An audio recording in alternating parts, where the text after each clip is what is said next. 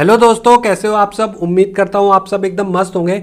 आज हम एक्सप्लेन कर रहे हैं नो स्मोकिंग मूवी को। इस मूवी को डायरेक्ट किया था अनुराग कश्यप ने और लीड रोल में हमें देखने को मिले थे जॉन अब्राहम और उनके साथ आयशा टाकिया।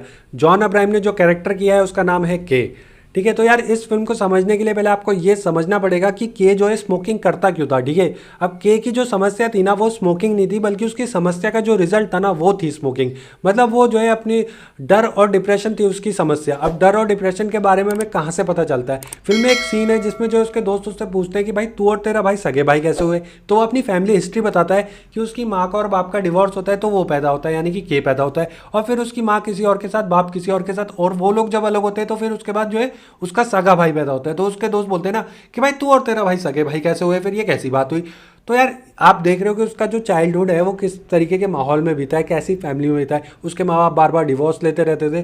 तो ऐसे बच्चे का जो इस तरीके के माहौल में बड़ा होता है तो उसके ज़्यादा चांसेस है कि वो डिप्रेशन का शिकार होएगा ही होएगा। और उसके अंदर ये डर भी है कि जैसे उसके माँ बाप एक दूसरे को छोड़ते रहते थे, जिस तरीके से उसको भी छोड़ दिया बेसिकली, क्योंकि दोनों के साथ तो रहा नहीं होगा ना, क्योंकि माँ बाप तो अलग हो गए थे। तो या तो माँ के साथ रहा होगा या बाप के साथ रहा होगा। तो उसके अंदर ये डर भी है कि कोई उसे छोड़ ना दे। तो वो जब बड़ा होता है ना तो उसके अंदर ये हैबिट हो जाती है कि भाई वो कुछ नहीं छोड़ेगा, मतलब वो किसी को नहीं छोड़ेगा। छोड़ते वही लोग हैं जिनसे पकड़ी नहीं जाती। तभी उसकी बीवी उसे जब बोलती है कि तुम सिगरेट छोड़ क्यों नहीं देते, तो ये डायलॉग मारता है कि छोड़ते वो लोग हैं जिनसे पकड़ी नहीं जाती। और वो कई बार इस तरीके के डायलॉग मारता है कि के को कोई नहीं छोड़ सकता, के किसी को नहीं छोड़ता। तो वो उसका डर है। और उसकी बीवी के साथ भी उसकी कई बार लड़ाई होती है, तो उसके अंदर ये डर भी है कि कहीं उसकी बीवी भी उसे छोड़ ना दे। ठीक है, तो ये तो बात हो गई पहले सवाल की। अब दूसरा सवाल जो है ना वो ये कि उसे एक्चुअल में बीमारी क्या थी। उसकी जो एक्चुअल बीमारी थी ना वो थी एमनीशिया। अब एमनीशिया में होता क्या है कि उसे मेमोरी लॉस होता है। अब एमनीशिया के बारे में हमें कहाँ से पता चलता है। एमनीशिया के बारे में हमें पता चलता है क्लाइमेक्स सीन में, जिसमें जो दो के दिखाए गए हैं ना, एक शीशे के बाहर और एक शीशे के अंदर। तो हॉस्पिटल का जो सीन है ना उसमें डॉक्टर है परेश रावल और आयशा टाकिया जो है परेश रावल से पूछ रही है कि जो है कि इन्हें सब चीज़ें कब याद आएंगी। तो वो बोलता है ना कि इसमें ऐसा होता है कि धीरे धीरे इसको याद आ जाएंगी, इसका इलाज हो रहा है और काफ़ी हद तक ये ठीक हो गया है और धीरे धीरे इसे सब चीज़ जो है याद आ जाएगी। तो वहाँ से हमें पता चलता है कि भाई ये ना इसको एमनीशिया की प्रॉब्लम है। ठीक है, और साथ ही साथ उसको डे ड्रीमिंग की हैबिट भी है। तो जो वो बाथटब वाला सीन है ना कि जब वो बाथटब में बैठता है तो वो जो है उसका एक जो है क्या बोलते हैं, उसका जो अंतरात्मा है वो उससे दूर हो जाती है। तो बाथटब में कैसे दूर होती है, जब वो बाथटब में बैठता है ना, लेटता है मतलब, तो वो अपने जो डिप्रेशन है और डर से ना दूर हो जाता है। मतलब उसकी बॉडी जो है रिलैक्स हो जाती है। तो जो उसकी अंतरात्मा है ना, यानी कि जो उसका डर और डिप्रेशन है वो उससे दूर हो जाता है। और उसने अपनी एक कैद बना रखी है। वो कैद क्या है, जो हम वो सीन देखते हैं ना, जो वो सपने वाला सीन है जिसमें वो रशिया की कैद में है। ठीक है ना, जिसमें जो एक रूम में बंद है, वहाँ पे जाए एक सिगरेट मांगता है। जब उसे सिगरेट पीने की तलब लगती है वो सिगरेट मांगता है, तो वहाँ पे जो उस पर गोली चला देते हैं तो वो कांच तोड़ के वहाँ से बाहर निकलता है। बाहर बर्फ़ में जो एक बाथटब है और साथ में एक सिगरेट रखी गई है, सिगरेट का डब्बा रखा गया है। तो वो क्या करता है, हर बार जो है सिगरेट उठाता है ना, और जैसे ही वो सिगरेट उठाता है, सिगरेट पीता है ना, तो उसको गोली मारता है रशियन सोल्जर और वो जो है अपने मतलब रियलिटी में आ जाता है, सपने से जागता है और बाथटब में उठ जाता है ना। हर बार ये होता है। तो यही चीज़ अपने दोस्त को बताता है कि अपने सपने के बारे में ऐसा ऐसा है। तो उसका दोस्त बोलता है ना भाई तू एक बार ऐसा करियो कि तुझे सिगरेट उठाने की जगह ना बाथटब में कूद जाइयो। तो क्या था ना कि पूरी फिल्म में जब भी वो सपना देखता है ना तो हमेशा गलत विकल्प उठाता है, वो सिगरेट उठाता है। तो फिल्म के क्लाइमेक्स में ना एंड में वो क्या करता है कि वो सिगरेट उठाने की जगह बाथटब में कूद जाता है। और जब वो बाथटब में कूदता है ना, कहाँ निकलता है वो वाले सीन में जिसमें जो है दो के दिखाए गए ना एक गंदे कपड़ों में। तो जो गंदे कपड़ों वाला है ना वो उसका वही डर और डिप्रेशन है। मतलब वो बाथटब में कूदता है और सीधे वहाँ निकलता है। तो उस वाले सीन में हम क्या देखते हैं कि जो है थोड़ी आग सी जलती है और जो है वो धुएं में जो है पूरा मतलब जो है उसका जो डर और डिप्रेशन जो अंतरात्मा है ना उसकी, वो उड़ जाती है, वो नष्ट हो जाती है, वो खत्म हो जाती है। और इधर जो कांच के बाहर जो दूसरी तरफ हम जो के देखते हैं ना, जो सूटेड बूटेड है वो एकदम ठीक हो चुका है। मतलब उसके जो डर और डिप्रेशन है ना वो खत्म हो गया है। मतलब उसकी अंतरात्मा जो है मर गई है, मतलब अलग हो गई है कि नहीं। ये वाला सीन है।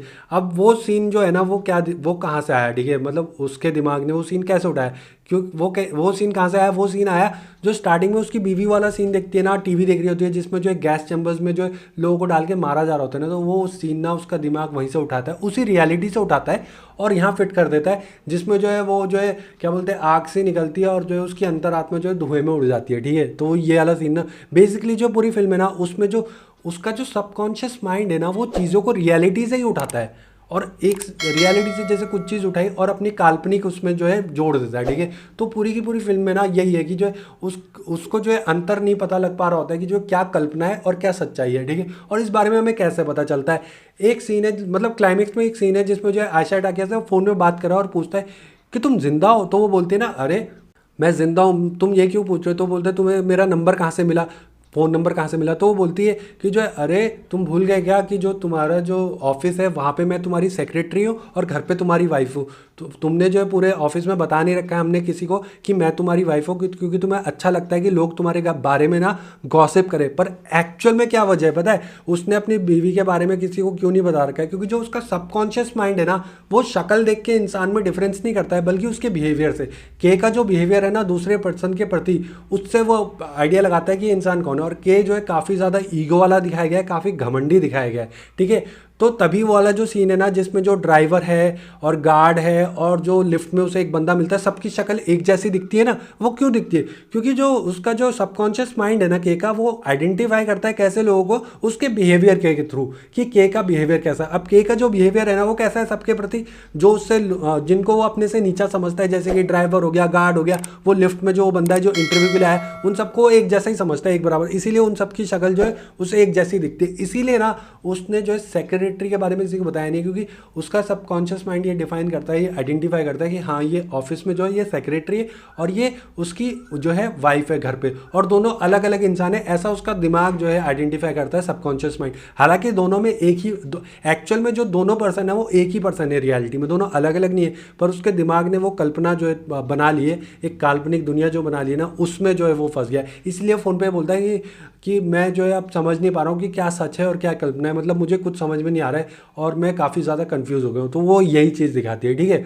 अब उसके सपने की शुरुआत कैसे होती थी, वो सपने पे पहुंचता कैसे था? अब जो बाथटब वाला सीन है ना, जब भी वो नहाने जाता है, मतलब बाथटब में जब वो लेटता है ना, तो उसकी बॉडी हो जाती है रिलैक्स।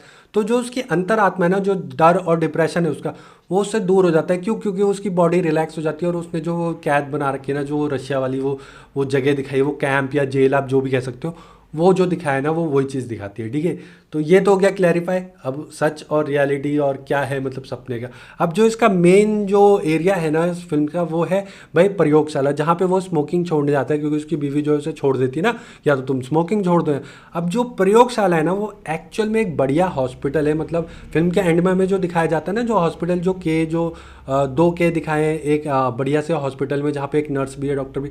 तो जो एक्चुअल में जो बंगाली बाबा है ना प्रयोगशाला में, वो जो है प्रयोगशाला है ही नहीं, वो पूरा प्रॉपर हॉस्पिटल है। और वो एक्चुअल रियल डॉक्टर है परेश रावल। और वो जो बुरखे वाली थी ना प्रयोगशाला में, वो एक्चुअल में वो नर्स है जो सीन में हमें दिखाई जाती है। और बाकी भी जितने लोग दिखाए गए ना, वो सब वहीं के स्टाफ मेंबर है।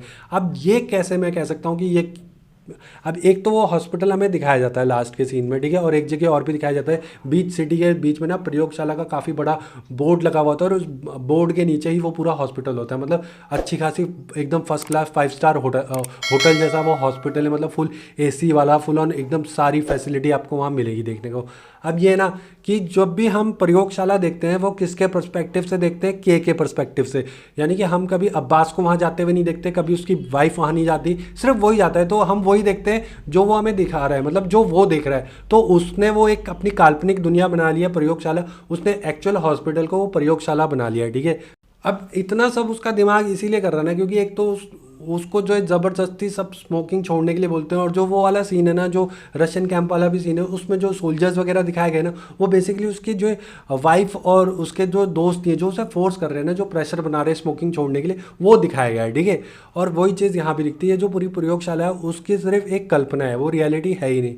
अब बात आती है वहाँ पे जो 21,10,000 110 रुपये का जो चेक है ना, वो क्या सीन है, ठीक है। अब जो वो वाला सीन है ना, वो ये दिखाता है कि जो वो परेश रावल जो प्रेशर बना रहा होता है ना उस चेक के लिए, वो ये दिखाता है कि आज के टाइम पे ना जो रियल डॉक्टर्स वगैरह होते हैं वो कितना प्रेशर बनाते हैं लोगों पे कि भाई तुम ये सर्जरी करवा लो, नहीं तो तुम्हें ये बीमारी हो जाएगी, वो बीमारी हो जाएगी, और कितना महंगा जो इलाज होता है। तो वही चीज़ वो फिल्म, मतलब वही चीज़ ना ये सीन दिखाती है, जो 21 लाख जो है 10,110 रुपये का है ना। और 1 रुपये जो कैश वाला सीन है, वो ये है कि 1 रुपये जो है शगुन लेता है। वो बात जो है परेश रावल उस समय बोलता भी है वहाँ पे, जो 2K वाला सीन है ना उस सीन में, मतलब क्लाइमैक्स सीन में, ठीक है। तो ये बात होगी पूरी प्रयोगशाला की भी, ठीक है, कि कुछ भी रियलिटी कुछ भी नहीं थी, सब उसकी जो है कल्पना ही थी, सब कुछ जो है काल्पनिक था। और वो जो उसके भाई वाला सीन है कि भाई उसके भाई से वो जो मिलने जाता है, उसका भाई भी एक्चुअल में यहाँ पे है ही नहीं, वो जो है जर्मनी में ही है और उसको हिंदी आती भी नहीं है और वो यहाँ पे है भी नहीं। बस उसके दिमाग में वो डर बैठ जाता है ना कि लोग बोलते हैं ना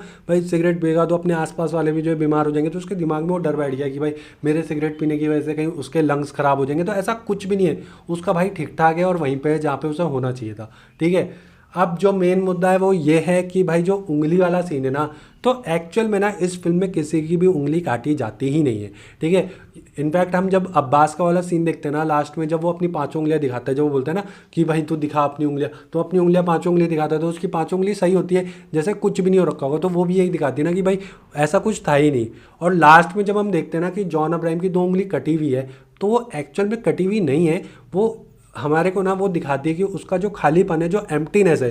क्योंकि क्या है ना कि जब उसकी अंतरात्मा दूर हो गई, मतलब जो उसका डिप्रेशन डर चले गया, तो उसकी सिगरेट छूट गई, तो उसने स्मोकिंग छोड़ दी, तो मतलब पूरी मतलब जो दुनिया है उसने उसे फोर्स किया स्मोकिंग छोड़ने के लिए, स्मोकिंग छोड़ दे। और फाइनली जब उसने छोड़ दी ना, तो उसका बिहेवियर में एक चेंज आता है, जो ये है कि वो काफ़ी बदल जाता है, काफ़ी चुपचाप रहने वाला हो जाता है और काफ़ी मतलब एक किस्म से ना उसकी ज़िंदगी झंड सी हो जाती है। और ये बात आयशा टाकिया जो है उस समय जो है परेश रावल को भी उस हॉस्पिटल में बोलती है ना कि ये आजकल बहुत चुप से रहते हैं, इनका बिहेवियर काफ़ी चेंज हो गया है, तो बोलता है कोई बात नहीं, ऐसा सब ठीक हो जाएगा। तो यही है कि वो जो कटी हुई उंगलियां है ना लास्ट सीन में, वो यही दिखाती है, उसका खालीपन दिखाती है और उसकी एम्प्टीनेस दिखाती है। तो यार इसमें जो एक हिडन मैसेज भी है, इसमें हिडन मैसेज अनुराग कश्यप का ये है कि जो है हम लोग को ना अपनी लाइफ अपने तरीके से जीनी चाहिए। अगर हम दूसरों के कहने पे चीज़ें करते हैं ना, तो उसका यही फल होता है कि हम अंदर से जो है खाली हो जाते हैं, एक एम्प्टीनेस होती है हमारे अंदर, क्योंकि जो है हम खुश नहीं होते।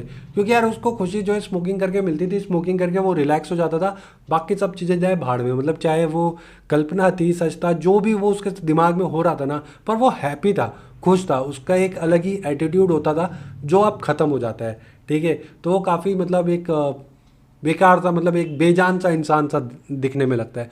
और यार एक चीज़ और कहना भूल गया था, जो हेयरिंग एड वाला जो सीन है ना, जो उसके कान में मशीन लगाई गई है, वो ये दिखाती है कि जो है जो लोग पैसिव स्मोकर्स होते हैं ना, जो बहुत ज़्यादा स्मोकिंग करते हैं, तो साइंटिफिकली ना उनके कान जो है कमज़ोर हो जाते हैं, तो उनको जो है सुनने में दिक्कत होने लगती है। इसीलिए वो वाला सीन जो है दिखाया गया है, जितने भी स्मोकर्स दिखाए गए हैं सबके कान में वो मशीन दिखाई गई है ना, वो इसीलिए दिखाई गई है, ठीक है। तो यार वीडियो अच्छी लगी हो और मेरा एक्सप्लेनेशन आपको मैंने पूरी कोशिश करी है कि समझ में आया हो, और आपके समझ में अगर आया हो और सही लगा हो तो प्लीज़ वीडियो को लाइक कर देना। और यार प्लीज़ प्लीज़ प्लीज़ चैनल को सब्सक्राइब कर दो भाई, सब्सक्राइबर्स की वैसे बहुत ज़्यादा किल्लत है और बहुत ज़्यादा ज़रूरत है। अब मिलते हैं नेक्स्ट वीडियो में, तब तक के लिए बाय।